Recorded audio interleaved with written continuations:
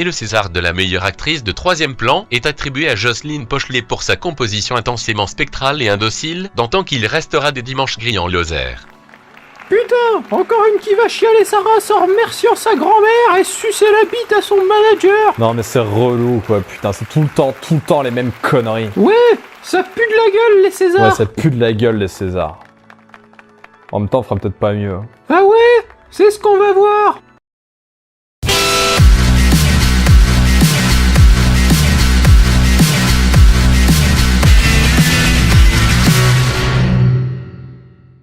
La Minute Culturelle sur le cinéma, première. Bonjour et bienvenue dans la Minute Culturelle. Aujourd'hui on va parler de cinéma. Et on attaque tout de suite avec le fameux clap, qui est utilisé non seulement pour repérer les meilleures scènes, mais également pour pouvoir synchroniser le son avec l'image en post-production. Cocorico, le cinématographe est une invention française. Il a été créé par les frères Lumière en 1895, et c'est eux qui ont tenu la première projection publique. Mais en 1891, Edison avait déjà inventé le kinétographe, qui permettait de voir des images bouger. Le seul hic, c'est que ça permettait un visionnage uniquement individuel. On va parler un petit peu de technique avec le fameux plan américain, qui va environ jusqu'à mi-cuisse. Et ben il a ce nom-là tout simplement parce que dans les westerns américains, il fallait qu'on puisse voir les colts dans les duels. Avant l'avènement du numérique, les films étaient divisés en plusieurs bobines, et on pouvait apercevoir des petites brûlures de cigarettes comme celle-ci, en haut de l'image. Tout simplement parce que le projectionniste marquait la fin des bobines pour savoir quand la remplacer et mettre la suivante. En 1969, Midnight Cowboy est devenu le premier et le seul film érotique de toute l'histoire du cinéma à remporter un Oscar, et pas n'importe lequel parce qu'il avait remporté le prix du meilleur film. En 69, pour un porno, il ne manque pas d'humour aux Oscars.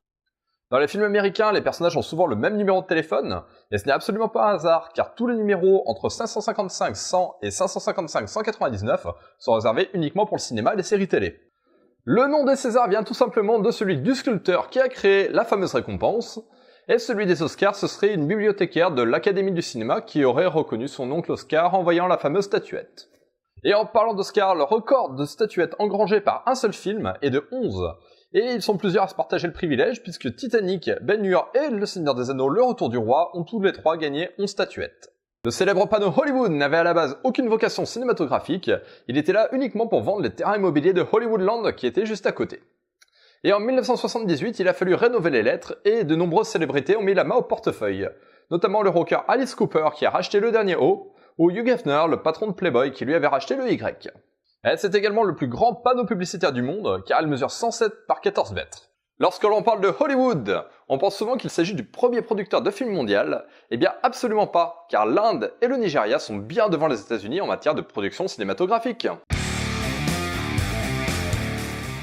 Bonsoir et bienvenue au Pu du cul d'or, la seule cérémonie où tous les prix sont réellement mérités.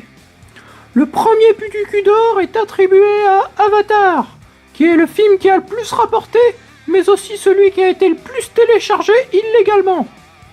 Le Pu du cul d'or du film français qui a fait le plus d'entrées en salle est destiné à Bienvenue chez les Ch'tis, qui nous a fait 20,4 millions d'entrées. Le Pu du cul d'or du film le plus sanglant est attribué à Piranha 3D, qui a nécessité plus de 300 000 litres de sang. Le Pu du cul d'or du film le plus cher de l'histoire du cinéma français est attribué à Astérix aux Jeux Olympiques, qui avait un budget de 78 millions d'euros.